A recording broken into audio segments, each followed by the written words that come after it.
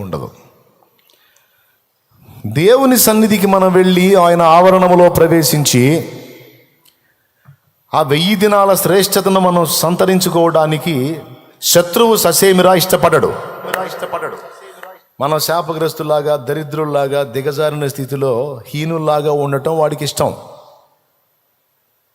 ఆ దేవుని దీవెన మనకు దక్కకుండా చేయటానికి ఏ రోజైతే మనం వెళ్ళి దేవుని సన్నిధిలో ఆనందిద్దాం అనుకుంటామో అదే రోజు ఇంట్లో తుఫాన్ రేపడానికి ట్రై చేస్తాడు. లేదా దేవుని సన్నిధికి వెళ్ళి వచ్చిన తర్వాత అయినా సరే ఆశీర్వాదం పోగొట్టడానికి ఏదో ఒక శోధన కల్పిస్తాడు, మన మనసుని పాడు చేయడానికి, మనలో దేవుని ఆనందం దొంగిలించడానికి కుట్ర చేస్తాడు. కాబట్టి ఇది కూడా ముందే ఎరిగి, అది భార్యాభర్తల మధ్య రావచ్చు, తండ్రి బిడ్డల మధ్య రావచ్చు, ఎట్లయినా రావచ్చు, అన్నదమ్ముల మధ్య రావచ్చు, మళ్ళీ మిగిలిన రోజుల్లో రాదు. ఏ రోజు దేవుని యొక్క శ్రేష్ఠ ఆశీర్వాదం నీకు వచ్చే అవకాశం ఉందో ఆ రోజు ఎదురైద్ది నీకు. ఇది కూడా కుట్ర. కాబట్టి జాగ్రత్త పడి బీపీలు పెంచుకోకుండా, ఏం చెబుతున్నా, బీపీలు పెంచుకోకుండా,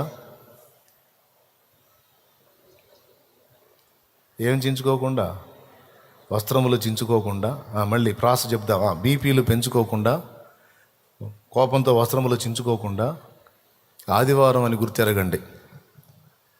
అవతల వ్యక్తి రెచ్చిపోతున్నారు అనుకో, స్తోత్రం, పక్కకు పోవాలి, ఏ సునాములో దురాత్మను బంధిస్తున్నాను అనాలి. ఆయన ముందంటే కొడతాడు, నువ్వే దెయ్యానివే, నువ్వే నన్ను శోధిస్తున్నావు అని బాధ ఆడ పెడతాడు. పక్క గదిలోకి వెళ్ళి దురాత్మను బంధించాలా.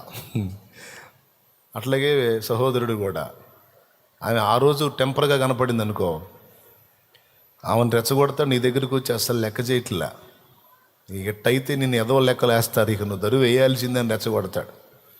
ఇంకేముంది, అప్పుడు పొద్దున్నే లేచి అనుకున్నావు ఇవాళ బావాలా, దేవుని సన్నిధికి బావాలా, దేవుళ్ళు ఆనందించాలి.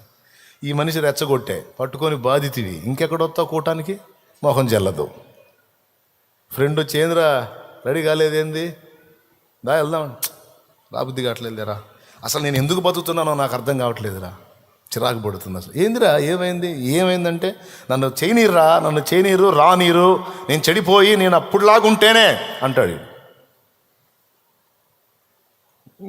ఫ్రెండ్కి అర్థమైంది ఏదో మొత్తానికి ఇంట్లో చెడిందని, సరే రా రెడీ అయ్యిరా, నేను వెళ్తాను, జంపు. ఖచ్చితంగా ఇట్లాంటి కుట్రలు జరుగుతాయి. నిన్ను రెచ్చగొట్టి వెనక్కి తీసుకెళ్ళడానికి, దేవుని సన్నిధిని నువ్వు ఆనందించకుండా చెడగొట్టడానికి కుట్ర జరిగిద్ది. ఏ రోజు రావాలనుకున్నావు ఆ రోజు, ముందు కానీ తర్వాత కానీ, ఈ రెండు గుర్తుపెట్టుకొని జాగ్రత్త పడు. ముందే ప్రార్థన చేయి. ఈరోజు నీ సన్నిధికి నేను వెళ్ళగోరాను, నీ సన్నిధిని గడపగోరాను కనుక దుష్టుడు అడ్డగించకుండా వాడిని యేసు నామములో బంధిస్తున్నాను.